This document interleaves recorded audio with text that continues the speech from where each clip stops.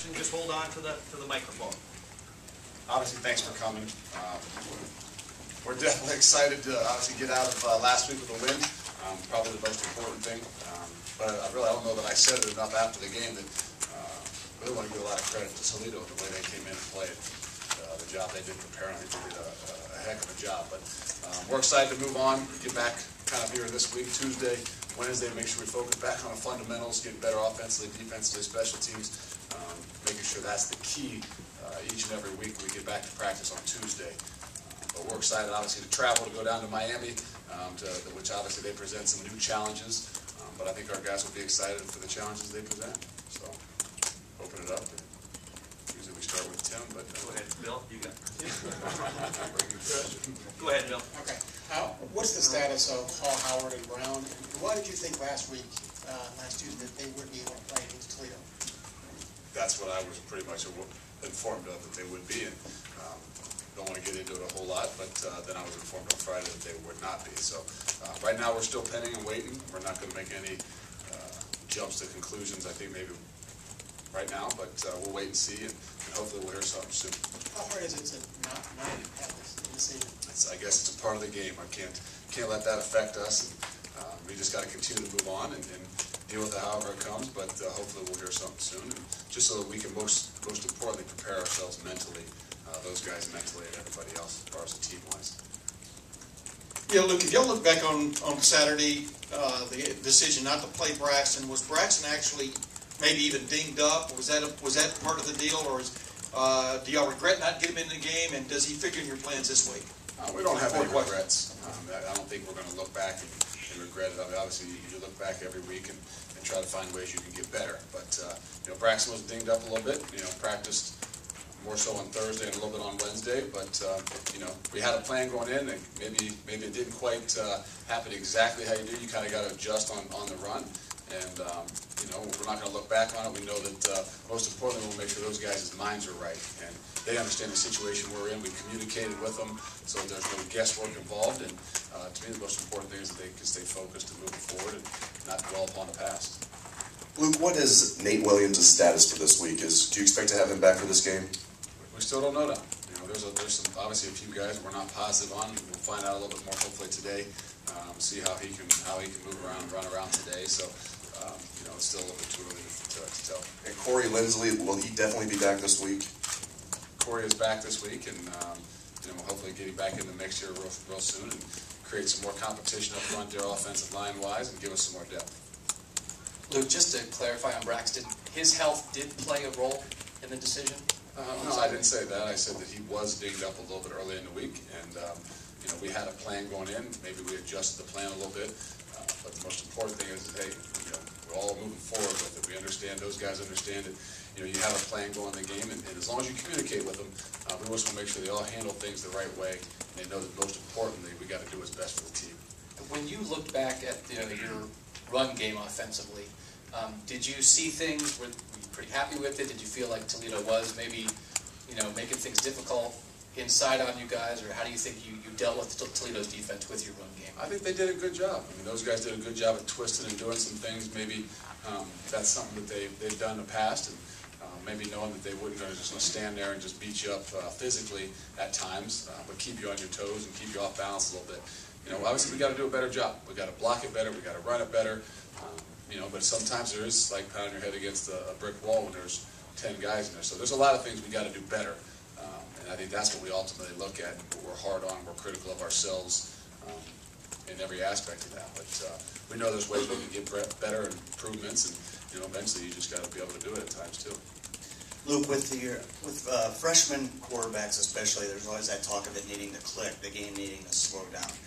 How comfortable are you with where Braxton is with that, with the progress mentally, seeing things, making reads? And secondly, how will that play going forward this week in terms of playing time? You never know exactly how comfortable the team get in the game. I mean, he's done a good job. He prepares well. I think he's had a very good attitude about everything. I think he understands the situation and is obviously excited about his opportunities to become more and more. But we're still going to focus on what's best for this team and what's best for this program. And getting him involved, getting him more in there is something that we want to do. And we're going to have to just see how that happens as the whole, next few weeks unfold. And, a lot of that goes with preparation. And, I think each and every week, hopefully, we can get a little bit more preparation, see a little bit more, have a little bit more confidence in everything that we're doing offensively with him or without him. Luke, how difficult has it been to not allow the suspensions to be any kind of distraction? Well, we're not going to. We can't allow our guys to. I don't know that it is. I really don't. We don't talk about it. We don't dwell upon it. When things come up, I think they can be a distraction for a minute. I think when you get things late, it makes it harder on you. But that's no excuse, and we understand that. We hope and we think that this is what the game's all about: be able to handle adversity, and we believe it's going to make us stronger in the long run. And as long as we continue to handle it the right way, and communicate better in every aspect that we can. But it comes from the top down. We can't let it affect me, so that we can't let it affect them as well. Luke, how do you assess? I'm over on your whatever side. How do you assess how Joe played in the game against Toledo, and going forward, where do you need him to grow at the quarterback position? Well, ultimately, that's the position that gets criticized and critiqued the most. And I think maybe eventually he's going to have to do some other things and maybe take some more shots. And everybody can look back at plays and say, "Oh man, we gave one away there. He was open." But I thought Joe did a pretty good job in the things we asked him to do. He didn't take some chances in some situations where maybe the people in the crowd or even as you look back at it, "Oh man, you could have taken a chance," and tried to really snake it in there. And that's something maybe he's done in the past that sometimes we think throwing the ball in the 6th row of there in the stands is not always a bad decision. So we know there's things we're going to have to do in moving forward, but I think Joe did a lot of the things we asked him to do. He was careful with the football. We're always going to be hard upon ourselves in that room over there and behind those walls to find ways that we can get better. But I think he's still continuing to grow. The offense is continuing to grow, and I think he's still making good decisions for us. Luke, when you evaluate Miami, the first game they had, the only game they had, they were in a similar situation where they had several guys who were not playing in that game, who you will see this weekend, including the starting quarterback. How have you taken to studying that tape, in particular, knowing that what you see on that tape may not reflect what you see come Saturday? You do your best you can. You got to obviously assume some things and try to, do your best at figuring out what might change for them and what they have and what they don't have. But how much time can you spend with doing that? You take a peek at some of the spring stuff maybe that they did and things like that. But there's one game they've got for us to see on film with the new staff. So there's a lot of different ways you can try and go back and search and look around for what you think they might do, where their other guys have come from, and different things. But sometimes you just gotta make sure you're getting better at what you do fundamentally. Sometimes you're not going to know exactly what to expect. How will they change? I don't know. Only they will know that. But we've got a plan. We've got an idea, and we're going to continue to prepare in the best way that we can. Luke, Jamal Berry came back last week from his hamstring injury. Where does he factor in the plans at tailback going forward? Again, the thing about that is we're always going to have tailbacks, and they understand that. And the more you do outside of just playing tailback, the more opportunities you'll get probably playing tailback. So, the more Jamal does kick return, and the more Jamal does on special teams, the more opportunities he gets to be on the field to show things, the more opportunities he'll get at tailback. So we know that we've got we've got a few guys. We've got to have the ability to get them all the ball and give them some opportunities. But you never know. Of course, tell me, you never know when your opportunity is going to arise, and you got to be ready to handle it and take advantage of full advantage of all the opportunities you get. So. Again, we'll continue to move forward, and he's still an option for us. And I think the most important thing is how he handles it, and when he does get those opportunities, he's ready to take them. Back here, look. There's been a lot of second guessing of the on-field communication with Braxton Miller, but he's not on the field. How do you address those second guessing, and what is the lessons learned for the coaching staff after game 2? I'm not sure what you mean by second guessing. Well, the communication does. I haven't second guessed. Is there a strategy for Braxton when he's not on the field as far as communicating, listening to the real-time plays being called? Is there a strategy? I'm not sure exactly what you're speaking of. Communication with Braxton, I think, has been pretty good. I think the way he's handled it has been really good. You know, does he not have a headset on? In some situations, yeah, because we want to just give him the play as opposed to, you know, hearing all the other mumbo jumbo that's going on at times. So, you know, to me, I think it's important for Braxton to grow. He's continuing. We want him to be visual as much as anything on the sideline. To me, that's how most of these guys learn. The more you can stress them to be a visual learner, that's what I think they're used to. So we're really trying to push him along visually to see what we want him to see, as opposed to just listen and hear. And sometimes when you listen and hear, you know what's going to happen, so you stop, you know, paying attention at times and really process it in your head. So it's a lot of that. I think his growth is still continuing. The attitude has been good. You know, the opportunities didn't arise, and you know, I think how he handles that is a big factor in how he continues to grow. And the players always learn things between week 1 and week 2. What are the lessons learned for the coaches after the second week of the year? There's a lot of lessons. I mean, you know, again, it's about fundamentals, and I think that's the most important thing.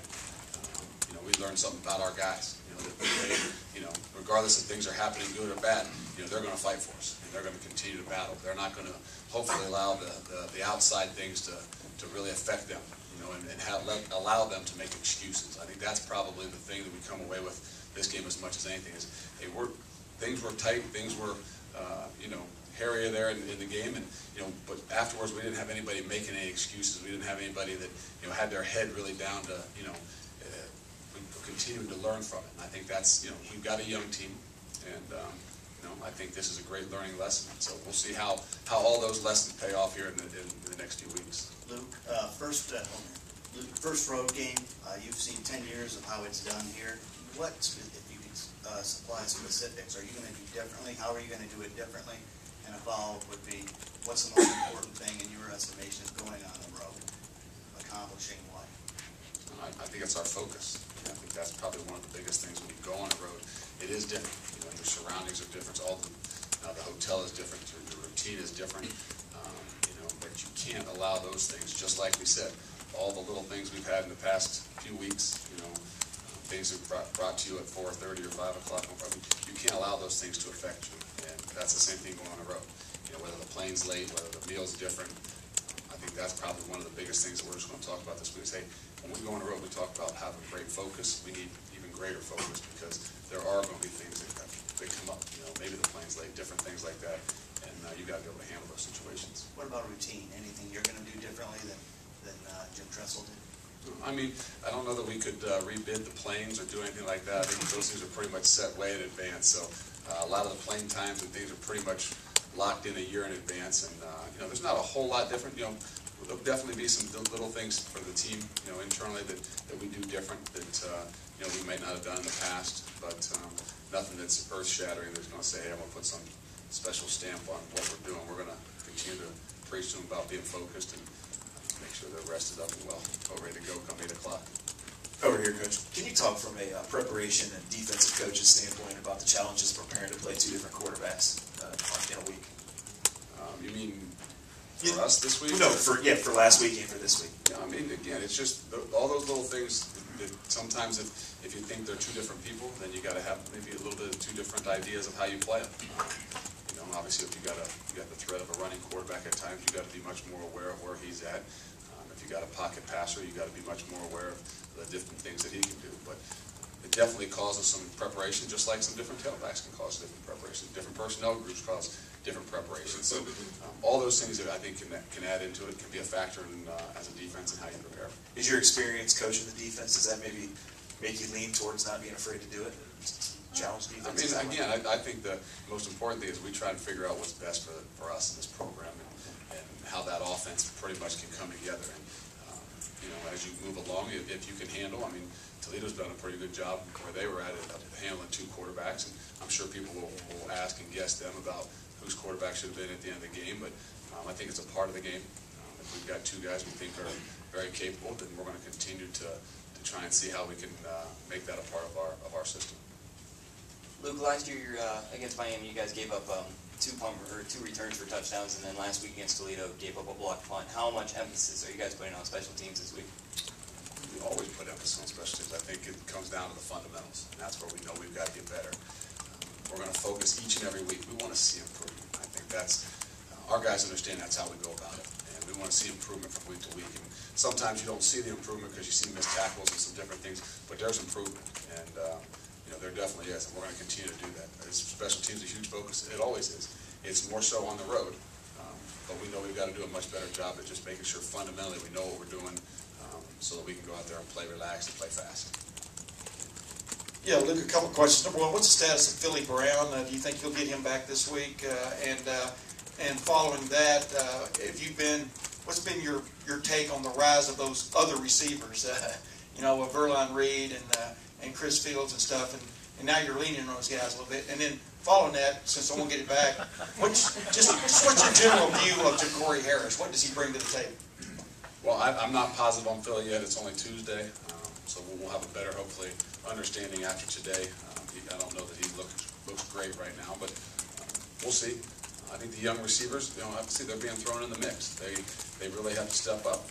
I think sometimes you don't see the little things that they are getting better at, and understanding the scheme and what we're asking to do, not just catching the football, but all the other things we're asking them to do, the different things each week that they have to be able to identify. I mean, nobody plays the same defense from week to week, and those are some things I think as a young guy, maybe in high school, you didn't have a whole lot of those. You were pretty much told to either run a post or run a dig or do some different things like that. So understand how you fit in the run game is every bit as much as important as how you fit in the passing game. So I think they're doing a good job. They're going to continue to get better. I think that's one of the things we're talking about. As a young team, we need to see improvement each and every week.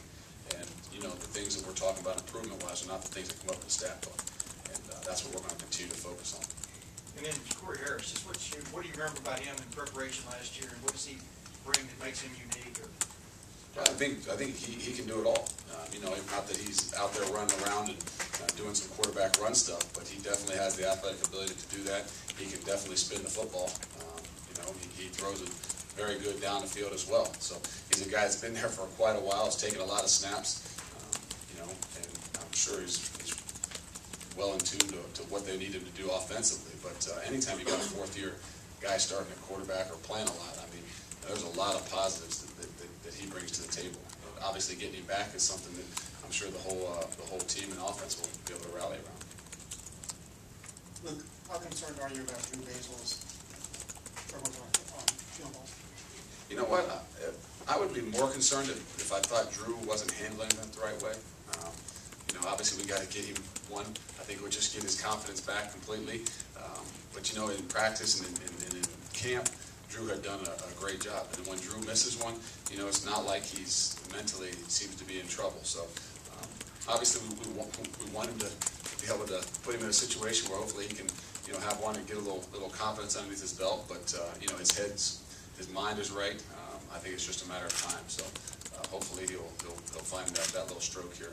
When you look at the kicks, is there anything technically he's doing wrong? I'm not going to sit here and speak a whole lot technically on what the kickers are doing. Everybody's got a little bit of opinion, but it's not going right down the middle. So, it's a little bit probably he knows what he needs to do. He can do it. He's done it. He does it every day in practice. He's done it in the kick scrimmages and through camp and stuff. So I think it's just that little bit of that confidence factor, just making sure he's comfortable with where he's going. Luke, back in the 80s and 90s, Miami was probably one of the most dominant programs in college football, and they were very polarizing. People either hated him or loved him. Just wondered, you were a player during that era. I'm just wondering, where did you fall in this? Did you think, wow, that's really a cool program, or boy, I don't like the way those guys act, or what'd you think? I probably like to watch him. I really did. I can remember a little bit about it, but probably not a ton.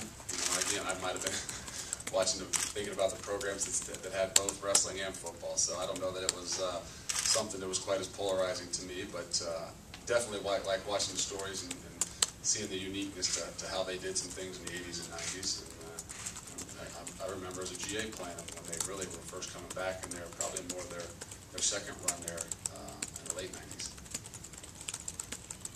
Luke, you and Al Golden both are in similar situations in that you're first-year coaches who are dealing with some things off the field that happened before you became the head coach. Do you just maybe have some understanding or empathy for what he's going through? Because there's probably not a lot of coaches in the country who could understand that as well as you do right now.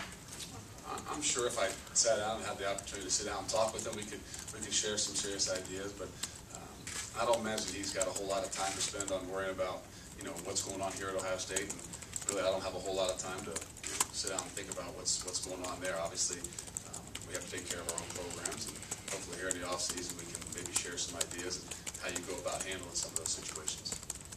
Just another question, man. Tyler Muller is a guy that we've seen in the past, obviously be a playmaker on defense. He doesn't seem to have had maybe many opportunities, or just hasn't maybe been as explosive the first two games as we've seen in past years with him. Do you see anything with Tyler physically or anything, or is he on track in your mind? No, he is. I think that obviously last week was a situation where we couldn't do some of the things we've done with him, and I think we got to do a better job of making sure we're getting him involved in some things that can be a spark. So I think that's as much of game planning and coaching as anything. But you still got to be able to do what the team will allow you to do. And last week was probably a more difficult time to have Tyler do some of the things that he's done in the past. So I see him coming along. He's going to be fine, and I'm sure he gets frustrated with those things. But again, we're not just focused on just those little stats or those big stats that come up. There's a lot of other little things that he's doing that's a lot better in his game than maybe as a young guy he didn't do. Luke, I know that you've been asked about how nice it was to see your team tested last week, but did you also have to show a little bit more than maybe you wanted to heading into the Miami game? Did you have to tip your hand at all because of the close score? No, we don't hold things back. It's not like we're sitting here waiting on some things. We're going to go out. This is a young group. We need to make sure we're getting better each and every week. And to sit back and think we're going to hold something special, that's not who we are. So we're going to continue to focus on what we can do to get better. Anything else? More questions? Emmett? What do you expect to see from Miami this week that you haven't seen in your previous 2 weeks? I would imagine you're going to see some bigger, more physical guys up front. I'm not saying that they're that much bigger than what Toledo's been. You're going to see some more speed at the wide out. Not that Page wasn't every bit as fast as we need to see, but I think maybe you're just going to see some more depth of those things. You're going to see a very mature quarterback that's been playing a long time. And the other thing I think you might see more than anything is a big physical offensive line. That, to me, it might be one of the strengths of their entire team. A couple more questions for both Jeff and then Blake. Talked after the first game about only having one turnover, and then last week one turnover as well. Obviously, is that a bit frustrating, or is there something you can do to kind of grease the wheels and kind of take the ball away from other teams? Again, sometimes they come in bunches, and we need to just find that bunch. But no, that's something that we thrive on defensively, and just haven't got as many as we need to get. And am I going to sit here and harp on it and say we're not putting focus on it? No. Are we going to overemphasize it? Again, sometimes you do things you overemphasize, and also you start missing more tackles. So, we're just going to continue to do what we do and keep talking about it, harping on it. And when we have those opportunities, as you look back in the game, there are some opportunities for us to get a few more. We just got to make sure we make those plays. Luke, in the back, you've recruited pretty well in Florida. Will the 10 kids, can they have an impact talking to the other guys and just having a feeling for what Miami is all about? No, I think that it's going to be an emotional thing for them. I think that was one of the things, obviously, when you go down there and recruit them, that you had those guys on the schedule, and it was something that they were been excited about for a couple of years, knowing that they had a chance to go home, even in a home and home. So, it'll be an emotional time for those guys. It'll be important for them to control their emotions so that they can handle it and go out on the field and play football and make sure that it's their actions and what they do on the field that people remember. Thank you very much.